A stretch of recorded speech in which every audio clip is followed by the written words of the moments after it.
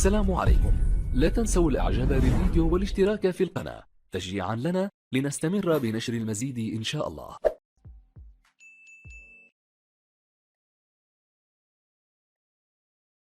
وبرشلونة مشاهدينا الكرام في رابع مواعيد الكلاس عثمان ديمبلي، اختيارات المدرب ارنستو فالفيردي، هذه كرة من كروس والمخالفة، مخالفة نارية للفرقة الملكية وأول انذار. الكرة وين؟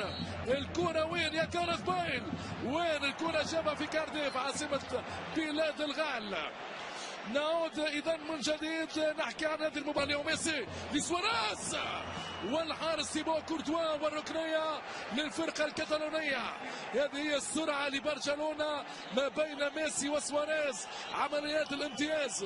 هذا اللي هو ميسي امامكم مشاهدينا متابعينا في اول اسيست رائع يبقى للفريق الكتالوني.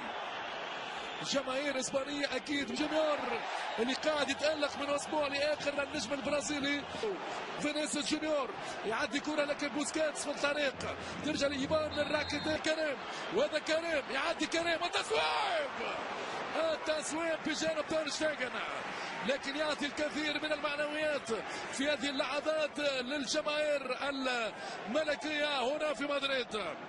فرنسي ديمبلي، اوه شو هالروعه، يوسع ورافائيل فاران اسرع من سواريز، لكن برشلونه بكره الامتياز لحد الان منذ بدايه المباراه. فينيسيوس يوسع كره ارضيه تسويب من فاران وتوني كروس المانية في الجدار الماني، ولوكا مودريتش اسرع من عثمان ديمبلي.